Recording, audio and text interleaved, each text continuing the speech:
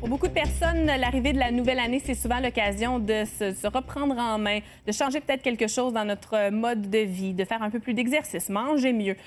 On en a parlé brièvement un peu plus tôt cette semaine avec un cardiologue pour les méthodes d'entraînement, mais là, on en parle un peu plus d'un point de vue nutrition. Comment garder également vos objectifs?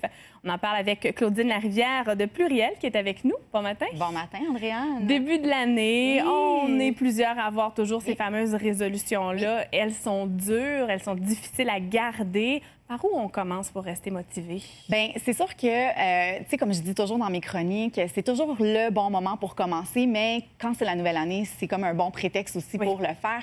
Par où commencer? Ça va vraiment dépendre de qu'est-ce qu'on va atteindre comme objectif, mais des programmes de motivation, des programmes en ligne, des coachs aussi ou des professionnels de la santé que vous avez dans votre entourage, c'est toujours aussi un bon outil qui peut nous permettre de bien entamer notre nouvel objectif pour la nouvelle année. Est-ce que même si on veut le faire tout seul, aller chercher un petit coup de pouce de quelqu'un, c'est pas une mauvaise idée non plus pour nous aider à garder peut-être notre objectif? Bien, c'est exactement, parce que souvent, tu sais, je dis toujours à mes clients, ils n'ont pas besoin je veux dire, l'information, elle est partout. Ouais.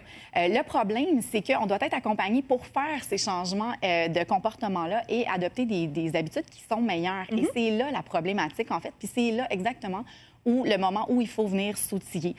Donc, par exemple, moi, j'ai lancé un programme de nutrition en ligne de 30 jours. Pourquoi? Mais parce que, premièrement, c'est très, très, très accessible. C'est en ligne.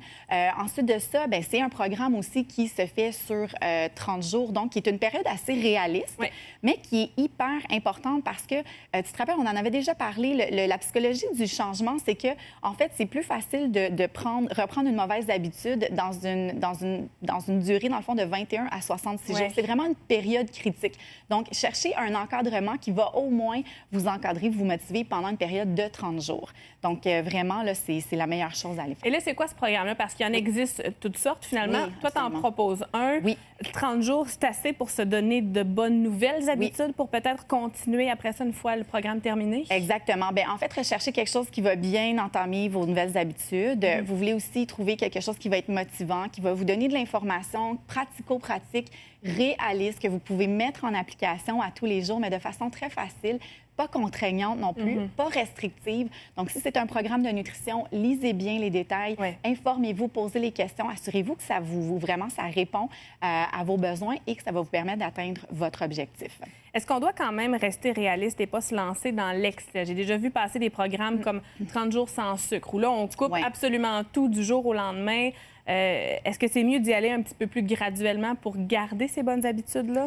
En fait, les meilleurs programmes là, que les gens vont trouver pour eux, c'est un programme qui va être plus personnalisé puis qui va être vraiment, qui va respecter les valeurs de la personne, la réalité de la personne. On est tous des travailleurs, mais dans différents domaines, avec des horaires différents, des réalités familiales et personnelles différentes. Donc, recherchez quelque chose qui est très personnalisé. Moi, c'est ce que je mets de l'avant dans mon coaching, dans mes programmes, parce que je veux accompagner mon client au maximum, mais en respectant ce que le client a besoin puis sa réalité, en fait. Qu'on n'ait pas une béquille ou une excuse de se dire bon, je travaille tard ce soir, je vais arrêter au restaurant ou reprendre des mauvais plis assez rapidement. C'est trop difficile, puis à ce moment-là, bien, c'est ça, c'est trop contraignant, des sans ci, des sans ça, mais c'est peut-être pas ce qui nous convient. Chercher un équilibre dans l'encadrement que vous allez aller chercher, dans le fond. Je veux qu'on parle de routine aussi, parce que souvent, on dit que c'est important de briser la routine, sortir de l'ordinaire, mais c'est pas nécessairement la bonne façon pour garder en tête un objectif bien précis. Bien, en fait, je dirais peut-être d'ajouter des éléments spontanés dans la vie, c'est important. Ça nous garde passionnés, ça nous garde allumés, mais la routine, c'est vraiment ce qui va nous permettre de bien instaurer des bonnes habitudes.